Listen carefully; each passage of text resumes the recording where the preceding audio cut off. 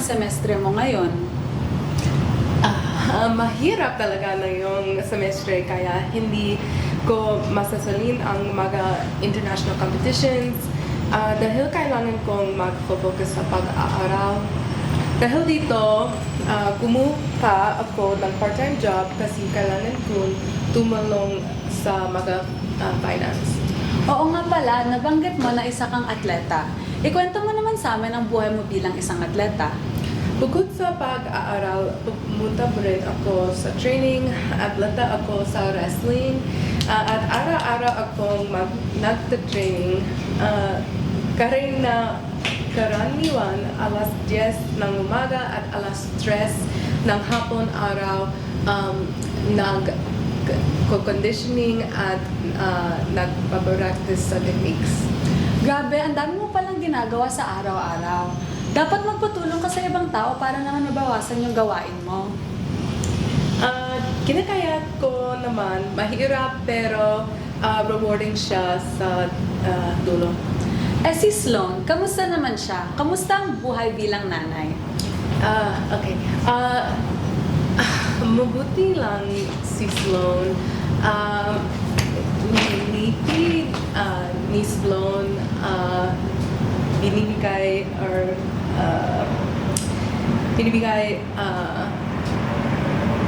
strength ako.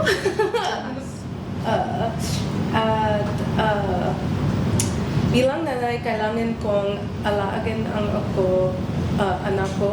Kahit na busy ako, pinapakain ko siya, tinutulong din sa mga kailangan niya at sinisigurado kong okay siya. Meron lang akong isang pinsan dito. Ang pamilya ng tatay ni Sloan ay nasa sa Philly.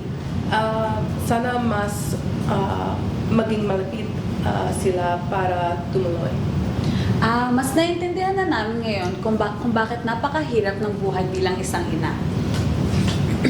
Oo, matatag talaga ako para kay Sloan.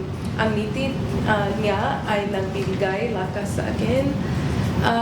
At bilang Pilipino, gusto kong malaki ang bansa natin, kaya lalo akong nagsisikap kahit mahirap. Maraming salamat sa paghahayag ng iyong kwento, Arian. Tunay na kahanga-hanga nga ang dedikasyon mo bilang isang atleta, mag-aaral at nanay. Ipakita mo sa kanila kung paano maging tunay na Pilipino. Maraming salamat, Bea. Sana ay nakipagbigay ako ng inspiration lalo na sa mga tao at mga magulang na patuloy na lumalaban sa araw-araw. Maraming salamat sa mga tagapakinig. Muli, ako si Bea Bongko at ito ang panayam ko kasama si Arian Carpio. Telon. Yeah. Maraming salamat. Ang ating future queen of arte on TV personality, Bea Bongko, and ang ating Philippine Sports Commission wrestling team for the Philippines, si Arian. Woo! O diba? From family to work to TV, ang ating earlier our personality quiz, our fourth and final scene for the evening before our second act. Ang ating ika-apat na eksena, ang pakikipagkwentuhan sa mga nurse sa picket line. So talking to nurses at the picket line ni Kaylin, but instead of having Hannah, my teaching assistant, read the script, we're gonna ask someone from the audience. Ooh! Yana, maraming salamat for reading! So, ayan. So, yan. Yana, you play nurse, okay? Okay, sige. And I will read the instructions. Babasahin ko yung instructions. Okay. Ay, pakibabaha na BA. Ayan. Ano yung, may title ba? Wala, okay. Final eksena.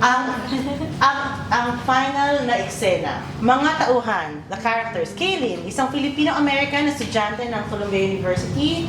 Self-explanatory. Nurse, isang Filipino na nurse sa Mount Sinai.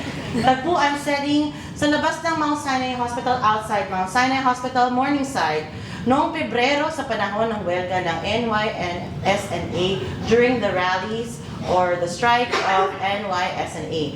Naririnig ni Kaylin ang mga nurse. Kaylin hears the nurses na nagsasalita ng Tagalog at lumapit siya sa kanila. She hears them talk Tagalog and she approaches them. Kaylin? Ay, hello po. Pilipino ka ba? Oh, hi. Yes, I'm Filipino. Oh, ako rin. Ako po si Kaylin, isang estudyante ng Columbia University. Nandito ako ngayon para supportahan kayong lahat at para makapanayam din ang mga Filipino nurse dito para sa Filipino Club natin sa Columbia. Uy, mabuti naman. I'm glad that the students are coming out to support us. Opo, syempre naman. Anong pangalan mo po? Tessie.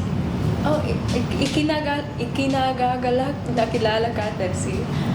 Okay lang ba kung makapanayam kita? Oh, okay, sure. Okay. Sige po, at pwede mo kong Tagalogin kung gusto mo. I don't know. I thought this was for an interview at Columbia. Opo, pero para sa Filipino Club namin sa Columbia. At may mga estudyante na gusto na magsanay ng Tagalog nila at ako rin. So please, pwede mag-practice tayo. Eh, bakit gusto niyo yan? Walang silbi ang Tagalog dito. Eh, parang kawawa naman kami kung Pilipino kami, di namin marunong mag-Tagalog, di ba? At kung walang silbi ang Tagalog, bakit maraming mga Pilipino na nurse dito na nagsasalita ng Tagalog? Okay, sige. Game ako. Okay. Maraming salamat po. Sisimulan ko ang interview namin. Paulit, anong pangalan mo, anong trabaho mo, at bakit nandito ka ngayon sa picket line? Ako po si Tessie, isang nurse practitioner dito sa Mount Sinai Morningside. Nandito ako ngayon kasamang mga ibang 15,000 na nurse. Kasi hirap na hirap ang trabaho namin at kulang pang sweldo. Hindi tama yan. Oo. Ano po ba ang iyong mga hinihingi mula sa mga management sa Mount Sinai? Mas mataas na sahod, mas maraming proteksyon, at mas mahusay na staffing para sa aming mga departamento. Minsan kasi, ipagtatrabaho ng mga amo sa amin ang mga ibang departamento sa ospital dahil kulang ang staff namin. Oo, pero hindi kulang yung budget nila sa Mount Sinai, di ba? Tama, hindi lang nakakarating ang budget yan sa amin. Araw-araw pagod kami, pero kulang pa rin tayo sa kumikita. Nakakasuklam naman. Paano namin kayo magsuportahan ng mga estudyante? Kasi minsan may mga estudyante na gusto na magpadala ang mga pagkain o minsan ang mga supplies. Pero sa tingin mo, makakatulong yan? Makakatulong kaya yun? Ay, salamat. Pero sa totoo, marami tayong pagkain dito sa picket line. Ang gusto namin lang talaga ay makakita ng mas maraming mga tao na lalabas para suportahan kami. Oh, okay. Salamat. Sige po, ipaparating ko ang mensahe. At yan lang ang mga tanong ko. Maraming salamat para sa pagbahagi. Walang anuman, salamat sa mga taong at sa pagpunta mo dito. Salamat. At talon.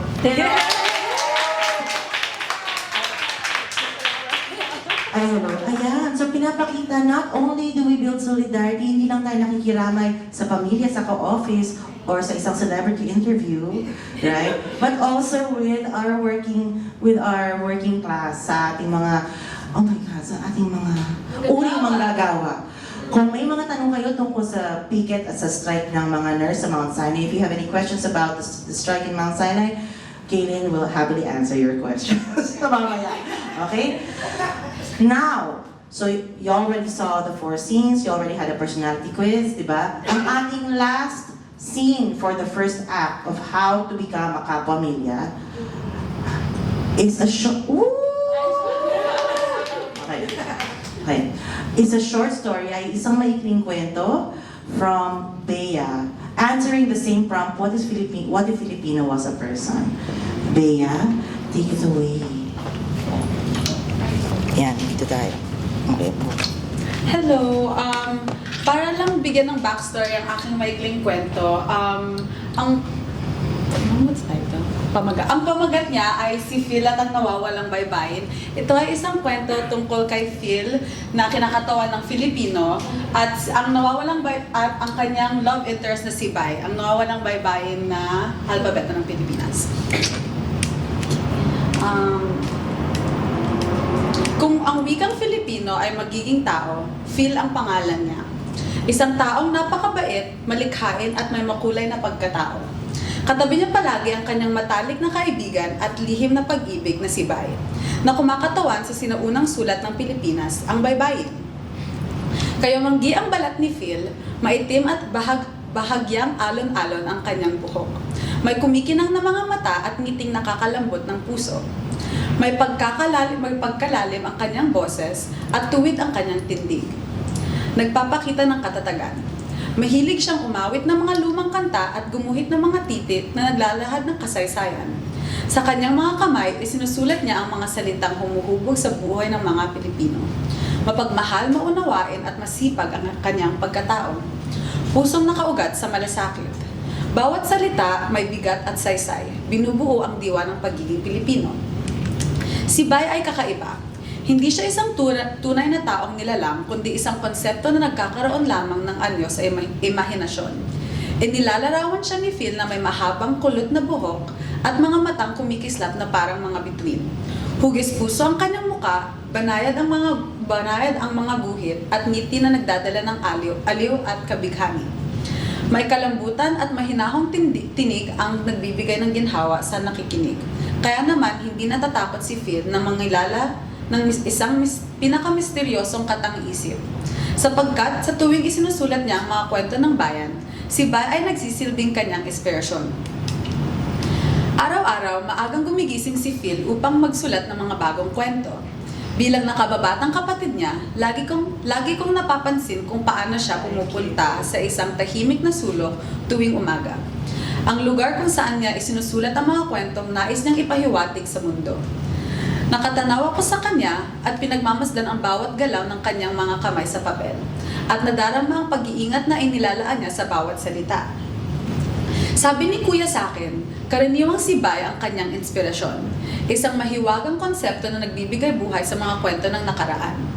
Sa bawat araw na nagsusulat si Kuya, mas lalo kong nauunawaan kung gaano kahalaga si Bai para sa kanya. Kumikislap ang kanyang mga mata sa tuwing isinusulat niya ang mga kwento at sa bawat lihim na nakangiti siya. Ramdam ko na ito ay dahil kay Bai. Hindi lamang guni-guni si Bai para kay Phil. Siya ay bahagi ng kanyang isip at pagkatao. Kasing halaga ng sariling wika, minsan sinasabi ni Phil kay Bai, sa lahat ng mga titik at salita, ikaw ang pinakamahalaga sa akin. Kung wala ka, tila kulang ang aking kwento. Ako'y nariyan, tahimik na nakamasid at unti-unting akong nahihikayat. Dahil dito, naging inspirasyon ko rin ang pagmamahalan nila Phil at Bai. Sa bawat kwento at bawat simbolo na isinusulat niya, natutunan ko na higit pa siya sa isang guni-guni. Ito ay isang pamana na dapat ipagpatuloy, lalo na sa nakababatang henerasyon. Ngunit dumating ang panahon at nagbago ang mundo. Unti-unting nawala si Bai sa pang-araw-araw na buhay ng mga tao. Dumating ang mga bagong alpabeto at bagong paraan ng pagsusulat. Sa paglipas ng panahon, maraming nakalimot kay Bai. Isang araw, nagising si Phil at napansin niyang wala na si Bai. Sinubukan niyang hanapin ang kanyang minamahal sa mga lumang aklat at naiwang mga kwento ng kasaysayan, ngunit naglaho na ito. Dahil sa kalungkutan, ang kanyang puso ay parang pahinang walang laman.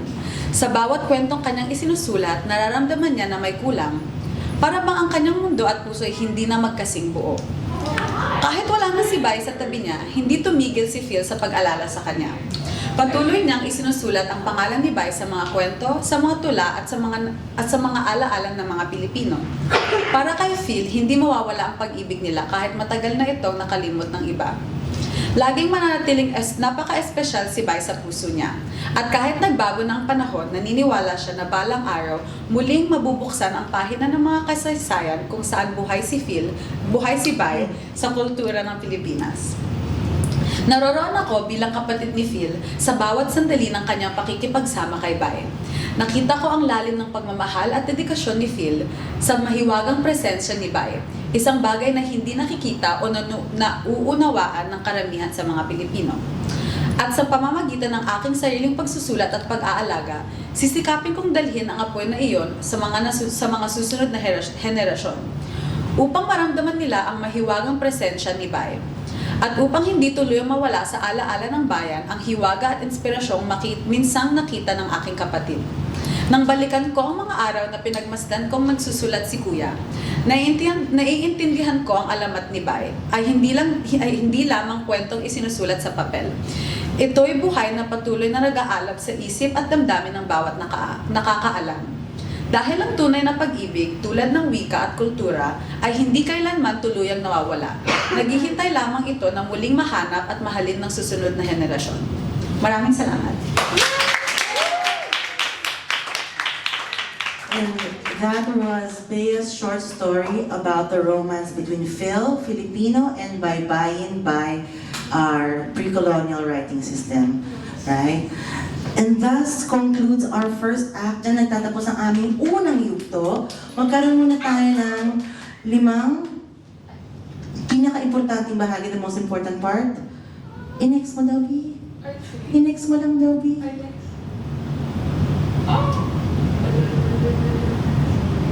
Kain tayo. Di ba? Sige, sunod. Magkaroon tayo ng 5 minutong pahinga. Kumain tayo ng bida sa sarap. Bida ang saya, Jollibee. At bumalik tayo sa loob ng 5 minuto. Para sa ikalawang yugto. Yay!